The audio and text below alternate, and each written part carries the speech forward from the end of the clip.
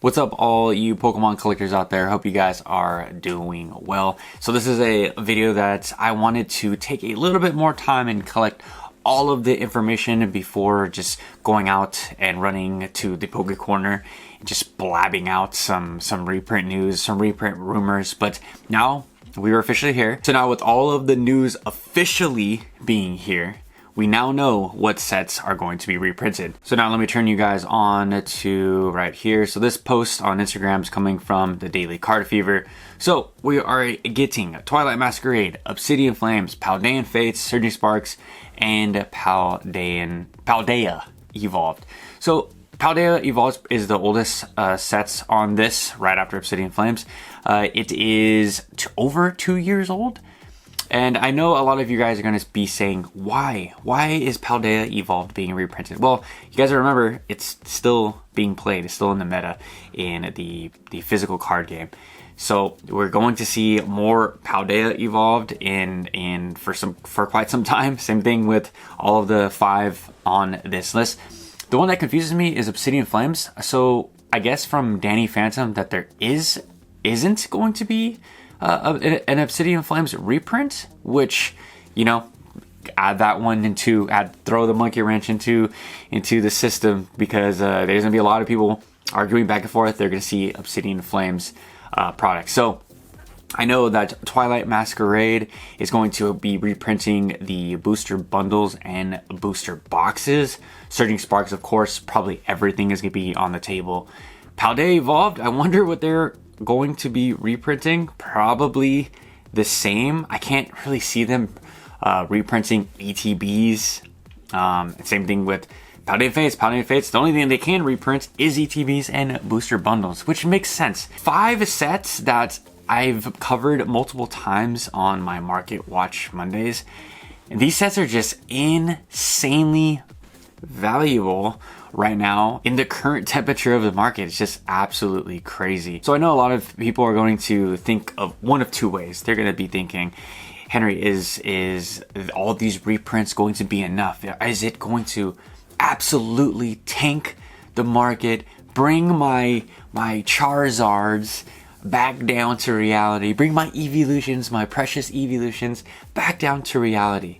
And then you got the other camp. The other camp is in the it's not enough. It's never enough. Pokemon just can't print enough. It's just going to be eaten up.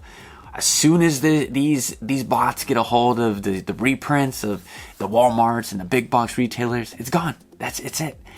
Well, I think it's a little bit of both, actually. I think that both can be true at the same time. I think that we are going to see slight corrections in some of these super blown out illustration rares, you know, the cards that really shouldn't be that expensive. I believe those are going to be the first ones to get kind of, you know, liquidated, washed out in like stocks and crypto terms.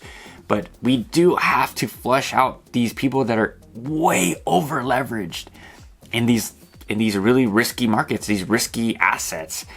What does Obsidian Flames? I was just looking up Obsidian Flames right now. Does Obsidian Flames need to be at freaking $200? I would say no. I don't think Obsidian Flames should be a $200 booster box. I mean, yeah, it's pushing 2 years old. You guys can make the argument. You guys can make the Charizard argument, the Gen 1 argument, but I just don't see it. Let me know, again, comment section down below. That's what it's there for. Let me know if I'm tripping. Obsidian Flames is going to be another Shrouded Fable type situation where a lot of you guys, a lot of PokeTubers, a lot of people on the internet are going to go and say that Obsidian Flames is the most underrated set in the Scarlet and Violet era. Who knows? Could be. I enjoyed Obsidian Flames. Just all the Charizards in itself and the Ninetales, I'm like, I was sold. I had fun. I'd never had any complaints about Obsidian Flames. Thankfully, I at least have 1 booster box in Japanese and 1 in English, so I'm covered there. Twilight Masquerade, I do have a case of Twilight Masquerade. Paldean Fates, I might have 1 ETB sealed, maybe. Maybe I opened it. Ooh, I don't know. But hopefully I can grab another one at the reprint. And same thing with Surging Sparks. I never got any Surging Sparks. I did open a collection box that had some Surging Sparks, but I opened so much Paradise Dragona and what's the other half of it, and Oh my gosh, Paradise Dragona and Super Electric Breakers.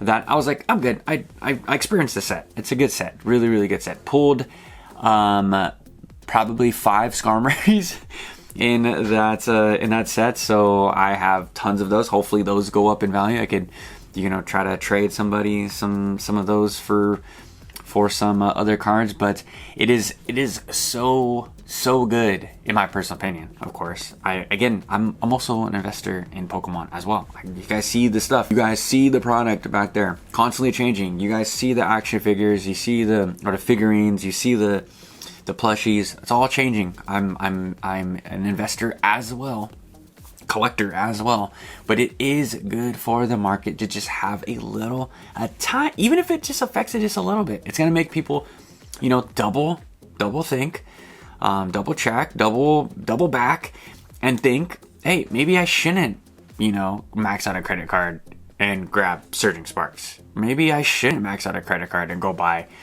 Paldea Evolved. Like, I think a lot of people were just super over leveraged when it comes to just Pokemon cards in general. Like, I understand I've been having discourse with people online about this topic pretty much since the reprints got announced, but there's a lot of people that are just flexing that their Pokemon investment is doing better than stocks, better than crypto, better than any other asset, the real estate market.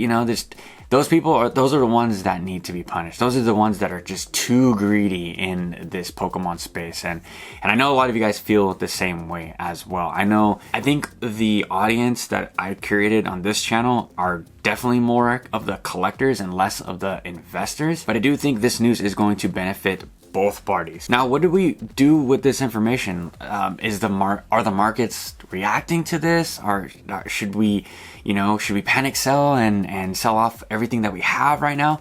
So I told you guys in past week or two that I've been selling some Pokemon cards. I've been selling some boxes. Like, this is a time where this is an opportunity that we've been waiting for as Pokemon investors, right? Some people have been sitting on a lot of their illustration rares, their art rares for quite some time in the even the Sword and Shield era, right? Their PSA graded trainer gallery cards. I have some Gengar cards that's from what was that, Lost Abyss in the Sword and Shield era that went up crazy in value. Like, and I got rid of some of them. Like, that's just what happens in a Pokemon bull market. You have to know, like, when is a good time to buy and when is a good time to sell. Right now is not a good time to buy. I told you guys, probably for the past month, I've been sitting out.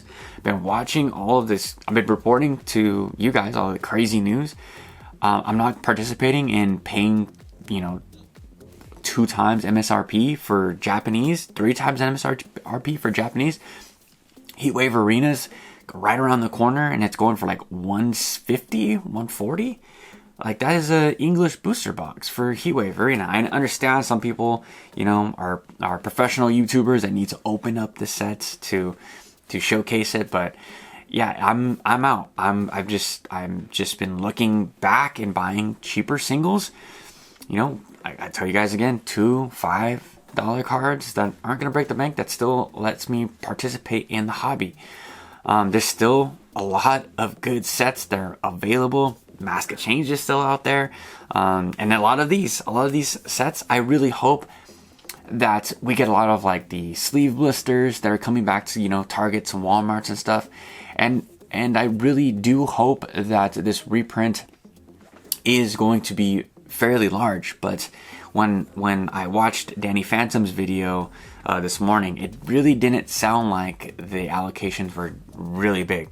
So that does kind of worry me. He did talk about his allocations for, it's not a reprint, but for that new super premium box, EV box for Prismatic Evolutions, talking about how it's going to be 3 times as many of the Terrapagos. They're trying to really, really print that thing. So it seems like Pokemon is trying to turn on the printers, but it's just, I personally don't think it's not enough. I think that they've gotten themselves in such a deep hole when it comes to printing these sets. I don't think they really accounted for how popular Scarlet and Violet was going to be I could say myself, I had my doubts. It kind of worried me in the beginning as far as like an investment. I was like, you know what? I'm just gonna throw some. I told you guys I was buying Scarlet Violet base for like $75 from TikTok. So I was like, what's $75? That's a whatever investment. If I get $100 out of it, it is what it is. And now we're looking at a $200 booster box. So these things can move in a bull cycle when Pokemon is insanely popular. Now, will this carry on to Generation 9? I don't think so. Scarlet and Violet is almost done. Let me know if you guys have been hearing the same news that Scarlet and Violet is going to be cut early because of Legend Z8. Legend Z8 is going to be the start of Gen 10. I could completely be wrong, but let me know in the comment section down below what news you guys have heard. And if we're cutting Scarlet and Violet short, I wonder if that's the black and white set, is that going to be in Gen 9 or is that going to be Gen 10? If that is the case, what I'm predicting is that once the generation is almost over, we're going to see a last big pump, last big restock, reprint of not only these sets, but a lot of the newer sets, the Prismatics, the Journey Togethers, all that stuff. We're going to get one more big pump, and then that could be it, which is kind of, this era definitely felt like it was underprinted, and I know that was like a very hot term for so long, for so much of the era. I remember going on so many big Poke-tubers, investors, people that own LGSs and have big allocations, and they're talking, Obsidian Flames being underprinted, Paldean Fates being underprinted, Paldea Evolved being underprinted. Then now we're getting this reprint. I understand it's still in the meta, still playable, but we're kind of a little too late. I understand Pokemon just can't be popping up buildings left and right to turn on these to make these new printer machines and just like print more and print, and, well into the night. I don't know what their work shift is like over there, but it just seems like it's just a little too late for when it comes to the reprints. And now here we are. What will the market do with these reprints? How will they be available? Will these bot accounts be getting to them? As much as I'm like 50-50 on the whole like bot buying thing. It kind of feeds into the FOMO and hype that like everything's gonna sell out like right then and there, and you have to have a bot or you have to know somebody that has a bot so that you can get products. Like that's kind of how leaves like a little bit sour taste in my mouth. But I got some friends, tons of friends actually, that use the bot accounts for good. It's like you use it for bad or you use it for good. One major positive for all these reprints, I hope, let me know again in the comment section down below if I'm completely wrong, talking on my what, but I hope that the LGSs gets fulfilled what they should have been getting fulfilled.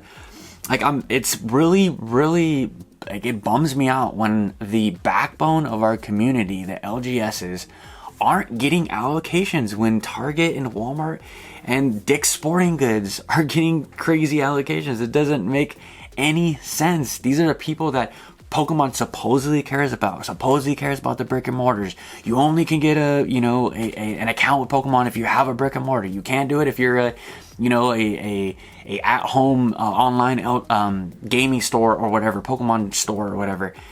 Like I hope the people that have been buying the Paldean Evolves, the Scarlet and Violet base, I hope that Pokemon really rewards them on this back end. I hope they reward them with Prismatic and the Team Rocket set. What is it called?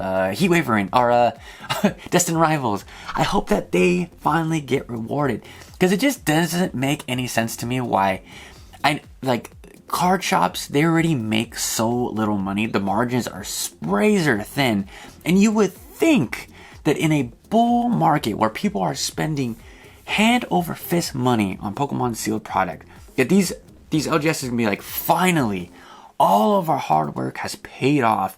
We're going to get rewarded, and we're able to sell more and more and more of this because it's just so hot. People just want to buy more and more. you know, they can charge an extra $5, $10. That's pretty much what LGSs do in the first place. I don't mind, because I don't mind supporting the people that support the community, support the kids. What it's for, the kids. But what's happening now, the realistic view of it all, is that they're the ones getting shafted. They're the ones getting shorted the top sets. There's no reason why these people that have been, you know, loyal to Pokemon through thick and thin get no prismatic evolutions. Doesn't make any darn sense to me. A YouTube I highly recommend that you guys go check out is Mason from CNA Games. He just, man, his videos like absolutely crushed my heart when he was talking about like he has to have Pokemon product just out on a shelf. You got to let people know that you still have Pokemon. You can't just have a bare shelf. So what does he have to do? He has to go buy from the people that you and I, you know, despise, the flippers, the people, the Costco people that are fighting over him. He has to go out and buy that stuff from them and then sell it at over, you know, crazy market value just to say he has Pokemon cards. And that's like that's the nasty cycle that a lot of people don't think. That's the real problem. When Pokemon can't provide enough, it just throws these game stores and, you know, LGSs in this nasty loop where like they have to do things that they normally don't do because they have to have Pokemon, because Pokemon did not have their back when they had Pokemon's back for years and years. Over 2 years they've had Pokemon's back. Over, you know, Danny Phantom, probably over 10 years they've had his back. So to see that news and hear that news from, you know, straight from the source's mouth, it's really, really disheartening. So with all of this news, what am I doing? I'm just going to wait, just going to continue what I've been doing and wait until this market really corrects. Again, it can go one of two ways, really. What I'm hoping for is that we get a correction on the back end and some of these singles, they go down. But what the reality probably is that not much is going to change, and it sucks for me to say that. And if I'm a betting man again, which I am, it's probably what's going to be the case. I recently just found out that there's a Discord group of people pumping and dumping certain illustration rare cards and special illustration cards. So they're pretty much the last one was the Blood Moon Ursaluna. People were saying buy in and then wait for it to, everyone's buying all these Blood Moon Ursalunas in this Discord group, and they're waiting for it to get to $80, and the moment it gets to 80, they're selling. This is really only in the English market. I haven't seen too much information on the Japanese side, and I hope it doesn't make its way to the Japanese side. But this is the type of stuff, silly stuff that happens in a crazy over-leveraged bull market. This is why we need reprints like this. To tie it all back, this is why these reprints are so important. And if anyone at Pokemon is watching, I hope that they continue to reprint and make these scalpers and heavy hoarding actually investors just pay. You know, like we shouldn't be putting all of our eggs in one basket. We shouldn't be affecting the small guys like the kids and the people that just want to collect, you know, a single booster bundle or a single booster box. These products still should be readily available. I don't understand why we have to go out and buy everything. All of it. There's either all of it on the shelves or there's nothing on the shelves. I think there is a happy medium to all this. But that's gonna be today's video. Let me know your guys' thoughts. Let me know how you guys feel about the reprints. What are your guys' predictions? And make sure before you leave to leave a like, comment, and subscribe. It goes a long way, pushes this content to more Pokemon lovers, investors, collectors, and even scalpers probably like yourselves. So until tomorrow, I'll catch you guys with a fresh new video. Peace out.